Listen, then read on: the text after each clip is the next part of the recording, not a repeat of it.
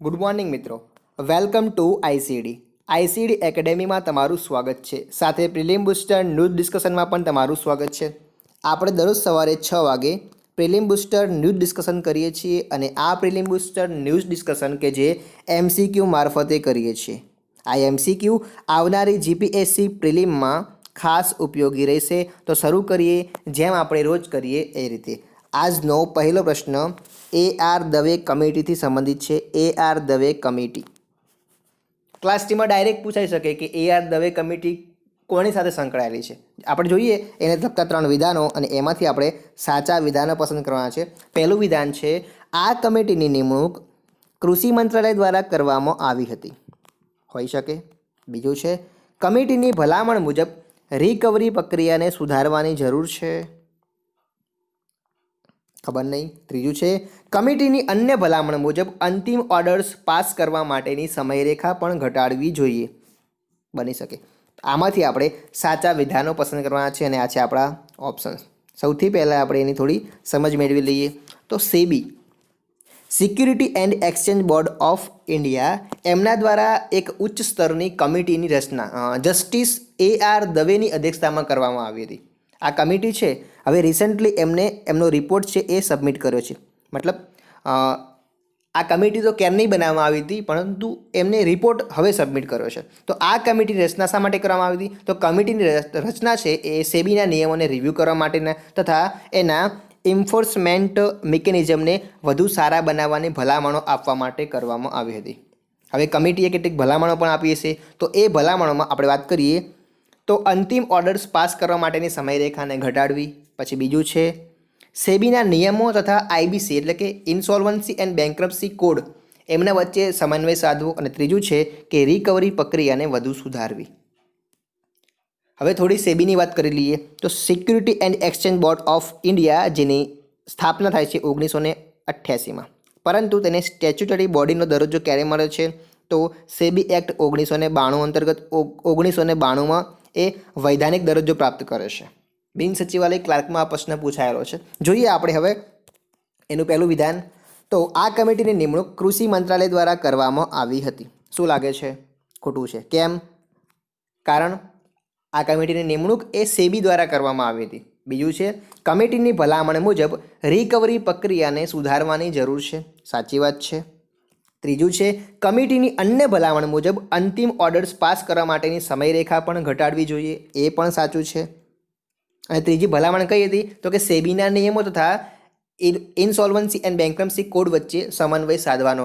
તો આ પણ એક ભલામણ કરવામાં આવી હતી. તો આપણે પહેલું વિધાન ખોટું છે અને બીજું ને ત્રીજું સાચું છે.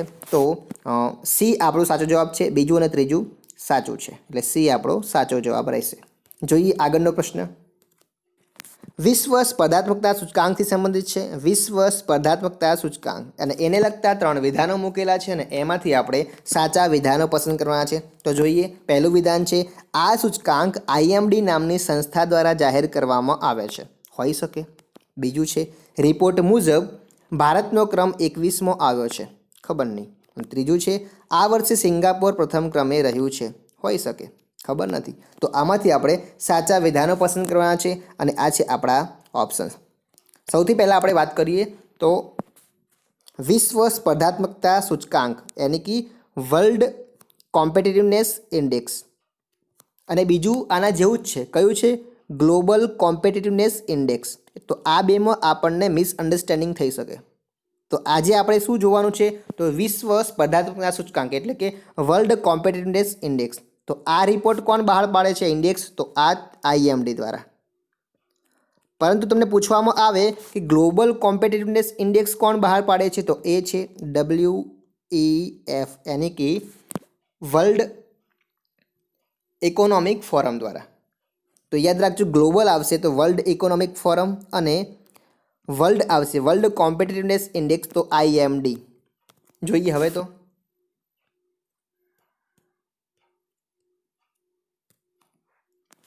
તાજેતરમાં IMD યાની કે institute for management development IMD દ્વારા વિશ્વ સ્પર્ધાત્મકતા સૂચકાંક જાહેર કરવામાં આવ્યો છે. IMD છે એક સ્વતંત્ર શૈક્ષણિક સંસ્થા છે અને 63 દેશોમાંથી આપણો ભારતનો ક્રમ છે એ 43મો રહ્યો છે. ટોટલ 63 દેશો છે અને એમાંથી આપણો ભારતનો ક્રમ 43મો રહ્યો છે. હવે આ અંતર્ગત મેન્શન કરવામાં આવે છે કે ભારતનું જે નબળું ઇન્ફ્રાસ્ટ્રક્ચર અને નબળું શિક્ષણ તથા આરોગ્યના ક્ષેત્રમાં ઓછા રોકાણને હાઇલાઇટ કરવામાં આવ્યું છે. આ ઇન્ડેક્સમાં પાછળ હોવાનું કારણ શું છે? તો નબળું શિક્ષણ, નબળું ઇન્ફ્રાસ્ટ્રક્ચર અને આરોગ્ય ક્ષેત્રમાં ઓછું રોકાણ આ જવાબદાર ગણાયું છે, આ હાઇલાઇટ કરવામાં આવ્યું છે. સિંગાપોરનો પ્રથમ ક્રમ એને જાળવી રાખ્યો છે. સિંગાપોર છે એ પ્રથમ ક્રમે રહ્યું છે. જોઈએ હવે બીજું છે તો ઇન્ડિયાની આપણે વાત કરીએ તો એ 1989થી એની સ્થાપના થાય છે અને ત્યારથી માંડીને 2016 સુધી એનો ક્રમ જાળવી રાખે છે, એટલે કે એ 41મા ક્રમે રહે છે. પરંતુ 2017 આવે છે અને 2017માં એનો ક્રમ 45 થઈ જાય છે. પછી પાછો 2018માં ઇમ્પ્રૂવ થાય છે, 2018માં એનો 44 થાય છે અને 2019માં 43, જ્યારે 2020માં પણ 43 આવી જાય છે. જોઈએ હવે એના વિધાનો. તો પહેલું વિધાન હતું કે આ સૂચકાંક IMD નામની સંસ્થા દ્વારા જાહેર કરવામાં આવે છે. સાચી વાત છે. જો ગ્લોબલ હોય તો WEF આવશે, બરાબર. બીજું છે રિપોર્ટ મુજબ ભારતનો ક્રમ 21મો આવ્યો છે. આ ખોટું છે, કારણ રિપોર્ટ મુજબ ભારતનો ક્રમ 43મો રહ્યો છે, નહીં કે 21મો. અને ત્રીજું છે આ વર્ષે સિંગાપોર પ્રથમ ક્રમે રહ્યું છે. આ પણ સાચું છે. તો પહેલું અને ત્રીજું આપણું સાચું છે. તો આપણો જવાબ બનશે બી. પહેલું અને ત્રીજું સાચું છે, જવાબ છે બી. જોઈએ આગળનો પ્રશ્ન. આ પ્રશ્ન કે જે FAO એના રિપોર્ટથી સંબંધિત છે. તો ખાદ્ય સુરક્ષા અને પોષણ પર COVID-19ના કારણે થયેલી અસરો પર FAO દ્વારા રિપોર્ટ જાહેર કરવામાં આવ્યો છે અને એના આધારે નીચે વિધાનો મૂકેલા છે ને એમાંથી આપણે સાચા વિધાનો પસંદ કરવાના છે. તો જોઈએ પહેલું વિધાન છે કે ફેબ્રુઆરી 2020થી વર્તમાન સુધીમાં COVID-19ના કારણે 4.5 કરોડ લોકો જે ગંભીર ખાદ્ય અસુરક્ષામાં ધકેલાયા છે. ખબર નહીં. બીજું છે આ 4.5 કરોડ પૈકી મોટાભાગના લોકો જે આફ્રિકામાં તથા પૂર્વ યુરોપમાં વસે છે હોઈ શકે. અને ત્રીજું છે આના ઉપરાંત 4.9 કરોડથી વધુ લોકો અત્યંત ગરીબીમાં ધકેલાઈ શકે એમ છે, બની શકે. તો આમાંથી આપણે સાચા વિધાનો પસંદ કરવાના છે અને આ છે આપણા ઓપ્શન્સ. સૌથી પહેલાં આપણે એની થોડી સમજ મેળવી લઈએ. તો તાજેતરમાં FAO ખાદ્ય અને કૃષિ સંસ્થા દ્વારા ખાદ્ય સુરક્ષા અને પોષણ પર COVID-19થી થયેલી અસરો માટે એક રિપોર્ટ જાહેર કરવામાં આવ્યો છે. એ રિપોર્ટ જોઈએ એ પહેલાં આપણે થોડું FAO વિશે થોડું જાણી લઈએ. તો ફૂડ એન્ડ એગ્રીકલ્ચર ઓર્ગેનાઇઝેશન કે જે એક સ્પેશિયલાઇઝ બોડી છે, સ્પેશિયલાઇઝ એજન્સી છે યુનાઇટેડ નેશન્સની, જે શું કરે છે તો જે હંગરને દબાવવાનું કામ કરે છે, મતલબ હંગર ફ્રી કરવાનું કામ કરે છે અને improve nutrition and food security, જેની સ્થાપના 1945માં થાય છે અને એનું હેડક્વાર્ટર છે રોમ, ઇટલીમાં. હવે રિપોર્ટની વાત કરીએ તો ફેબ્રુઆરી 2020થી વર્તમાન સુધીમાં COVID-19ના કારણે 4.5 કરોડ લોકો ગંભીર ખાદ્ય અસુરક્ષામાં ધકેલાયા છે અને આ 4.5 કરોડ પૈકી આશરે 3.3 કરોડ લોકો કે જે દક્ષિણ અને દક્ષિણ પૂર્વ એશિયામાં રહે છે. પછી આશરે 4.9 કરોડથી પણ વધુ લોકો અત્યંત ગરીબીમાં ધકેલાઈ શકે એવી શક્યતા છે અને આ અંતર્ગત સબ સહારન આફ્રિકાને સૌથી વધુ અસર થશે. તો હવે રિપોર્ટ કેટલીક ભલામણો પણ કરે છે. એક તો પોષણ માટે એકીકૃત પ્રણાલીગત એપ્રોચ અપનાવવો જોઈએ. બીજું ખોરાક અને પોષણના વિતરણ માટે નવા મોડલ અપનાવવા અને ખાસ કરીને ગ્રામ્ય વિસ્તારોમાં તરલતા જાળવવી અને નાણાકીય સમાવિષ્ટતાને પ્રોત્સાહન આપવું. આ જે ભલામણો એ બધું છે આપણને ધ હિન્દુમાંથી મળે છે. જોઈએ આપણે હવે પહેલું વિધાન હતું કે ફેબ્રુઆરી 2020થી વર્તમાન સુધીમાં COVID-19ના કારણે 4.5 કરોડ લોકો ગંભીર ખાદ્ય અસુરક્ષામાં ધકેલાયા છે. સાચી વાત છે. બીજું છે આ 4.5 કરોડ પૈકી મોટાભાગના લોકો આફ્રિકા તથા યુરોપમાં વસે છે. શું લાગે છે? ખોટી વાત. આફ્રિકા તથા યુરોપમાં નહીં, પરંતુ દક્ષિણ અને દક્ષિણ પૂર્વ એશિયામાં વસે છે, એટલે બીજું ખોટું રહેશે. ત્રીજું છે ઉપરાંત 4.9 કરોડથી વધુ લોકો જે અત્યંત ગરીબીમાં ધકેલાઈ શકે એમ છે. આ પણ સાચી વાત છે. તો આપણું પહેલું અને ત્રીજું સાચું છે, એટલે પહેલું અને ત્રીજું વિધાન સાચું છે. આપણો જવાબ બનશે બી. જોઈએ આગળનો પ્રશ્ન. તો આ પ્રશ્ન ફોરેસ્ટ એડવાઇઝરી કમિટીથી સંબંધ છે. ફોરેસ્ટ એડવાઇઝરી કમિટી જોઈએ એને લગતા 3 વિધાનો. તો પહેલું વિધાન છે તે એક અર્ધન્યાયિક બંધારણીય સંસ્થા છે, હોઈ શકે.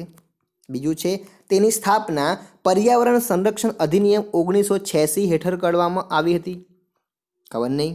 ત્રીજું છે તેનું પાત્ર સલાહકારી છે, હોઈ શકે, કેમ કે એડવાઇઝરી કમિટી છે એટલે સલાહકારી હોઈ શકે. તો આમાંથી આપણે સાચા વિધાનો પસંદ કરવાના છે ને આ છે આપણા ઓપ્શન. સૌથી પહેલાં આપણે એની સમજ મેળવી લઈએ. તો ફોરેસ્ટ એડવાઇઝરી કમિટી એક વૈધાનિક સંસ્થા છે. તે એક સ્ટેચ્યુટરી બોડી છે અને તેની સ્થાપના છે એ વન સંરક્ષણ અધિનિયમ ફોરેસ્ટ કન્ઝર્વેશન એક્ટ 1980 અંતર્ગત, એટલે કે વન સંરક્ષણ અધિનિયમ 1980 હેઠળ કરવામાં આવી હતી. આ કમિટી જે પર્યાવરણ મંત્રાલય હેઠળ આવે છે, કમિટી છે એ ministry of environment, forest and climate change અંતર્ગત આવે છે. જ્યારે જંગલની જમીનને બિનવનીય કાર્યો જેવા કે માઇનિંગ, એટલે કે ઉત્કલન, ઉદ્યોગ, ટાઉનશીપ, આ બધા માટે રૂપાંતર કરવાનો પ્રશ્ન આવે ત્યારે તે સરકારને આવી જંગલની જમીનનું ક્લિયરન્સ આપવા માટે સલાહ આપે છે. તો તેનું પાત્ર સલાહકારીનું છે. જોઈએ હવે એના વિધાનો. પહેલું વિધાન હતું કે આ એક અર્ધન્યાયિક બંધારણીય સંસ્થા છે, ખોટી વાત. આ એક સ્ટેચ્યુટરી બોડી છે, વૈધાનિક બોડી છે, વૈધાનિક સંસ્થા છે. બીજું છે તેની સ્થાપના પર્યાવરણ સંરક્ષણ અધિનિયમ 1986 હેઠળ કરવામાં આવી હતી, આ પણ ખોટું બનશે. તેની સ્થાપના વન સંરક્ષણ અધિનિયમ 1980 હેઠળ કરવામાં આવી હતી, એટલે બીજું પણ ખોટું, પહેલું પણ ખોટું. અને ત્રીજું છે તેનું પાત્ર સલાહકારીનું છે, આ સાચી વાત છે. એડવાઇઝરી કમિટી છે એનું પાત્ર સલાહકારીનું છે. તો આપણો જવાબ બનશે બી, ઓનલી 3. ત્રીજું એકલું સાચું છે એટલે આપણો જવાબ બનશે બી. જોઈએ આગળનો પ્રશ્ન. તો આ પ્રશ્ન એન્ટાર્કટિક ટ્રીટીથી સંબંધિત છે. તો જોઈએ એના 3 વિધાનો અને એમાંથી આપણે સાચા વિધાનો પસંદ કરીએ. તો પહેલું વિધાન છે કે આ ટ્રીટી એન્ટાર્કટિક સંબંધિત આંતરરાષ્ટ્રીય સંબંધોનું નિયમન કરે છે, હોઈ શકે. બીજું છે આ ટ્રીટી હેઠળ 60° દક્ષિણ અક્ષાંશની નીચેના દરેક જમીન ભાગ અને આઈસ શેલ્ફને એન્ટાર્કટિકા તરીકે વ્યાખ્યાયિત કરવામાં આવેલ છે, બની શકે. ત્રીજું છે એન્ટાર્કટિકા એકમાત્ર ખંડ છે કે જ્યાં કોઈ મૂળ પ્રજાતિના લોકો નથી. લાગે છે સાચું લાગે છે. જોઈએ આપણે એના સાચા વિધાનો પસંદ કરીએ અને આ છે આપણા ઓપ્શન્સ. તો સૌથી પહેલાં આપણે એની થોડી સમજ મેળવી લઈએ. તો એન્ટાર્કટિકા જે પૃથ્વીનો એકમાત્ર એવો ખંડ છે કે જ્યાં કોઈ મૂળ પ્રજાતિના લોકો નથી. એન્ટાર્કટિકાના આંતરરાષ્ટ્રીય સંબંધો માટે એન્ટાર્કટિક ટ્રીટી અથવા તો અન્ય કેટલાક કરારો કરવામાં આવેલા છે અને જે દરેકને આપણે સંયુક્ત રીતે એન્ટાર્કટિક ટ્રીટી સિસ્ટમ યાની કે ATS આપણે કહીએ છીએ.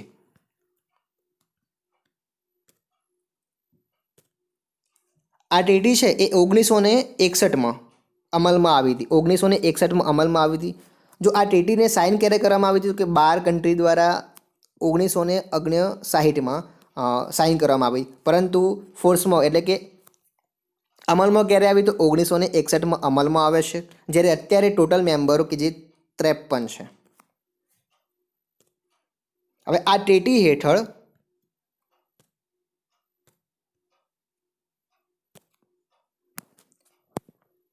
,60° સાઉથ લેટિટ્યૂડ શું વાત કરવામાં આવી છે, 60° દક્ષિણ અક્ષાંશની નીચેના ભૂમિ ભાગ તથા આઈસ શેલ્ફને એન્ટાર્કટિકા તરીકે વ્યાખ્યાયિત કરવામાં આવેલ છે. અને ટ્રીટી હેઠળ એન્ટાર્કટિકાને વૈજ્ઞાનિકો માટે શું કરવામાં આવ્યું છે, વૈજ્ઞાનિકો માટે એકદમ અનામત રાખવામાં આવ્યું છે તથા અહીં કોઈ પણ પ્રકારની સૈન્ય પ્રક્રિયા પર પણ પ્રતિબંધ છે. અહીં કોઈ ન્યુક્લિયર એક્સપ્લોઝન કે ડિસ્પ્લોઝર ઓફ રેડિયો એક્ટિવ વેસ્ટ ને આ બધું ના મંજૂર, મતલબ શું કહેવાય, એને પ્રોહિબિટ કરવામાં આવેલું છે. જોઈએ આપણે 60° દક્ષિણ અક્ષાંશની વાત કરીએ આપણે તો આ છે આપણો ઇક્વેટર, આ વૃષભવૃત્ત છે, અહીંયા આપણો કર્કવૃત્ત છે અને આ આપણો મકરવૃત્ત છે. 23.5 દક્ષિણ અક્ષાંશ અને અહીં આવશે આ જે છે એ 60° અક્ષાંશ છે. તો એની નીચેનો જે ભાગ છે એને આપણે એન્ટાર્કટિકા તરીકે વ્યાખ્યાયિત કરવામાં આવે છે. તો એની અંદર કોઈ પણ પ્રકારની સૈન્ય પ્રક્રિયા, સૈન્ય ગતિવિધિ ના થાય. ત્યાં ફક્ત વૈજ્ઞાનિકો માટે એને અનામત રાખવામાં આવે છે કે ત્યાં શાંતિથી એક પીસફુલ પર્પઝથી આપણે વૈજ્ઞાનિક સંશોધન કરી શકીએ. તો આ છે આપણો એન્ટાર્કટિકા, 7મો ખંડ. જોઈએ હવે એના લગતા 3 વિધાનો. પહેલું વિધાન છે કે આ ટ્રીટી એન્ટાર્કટિક સંબંધિત આંતરરાષ્ટ્રીય સંબંધોનું નિયમન કરે છે. સાચી વાત છે. બીજું છે આ ટ્રીટી હેઠળ 60° દક્ષિણ અક્ષાંશની નીચેના દરેક જમીન ભાગ અને આઈસ શેલ્ફને એન્ટાર્કટિકા તરીકે વ્યાખ્યાયિત કરવામાં આવેલ છે. તમે અહીંયા જોઈ શકો છો.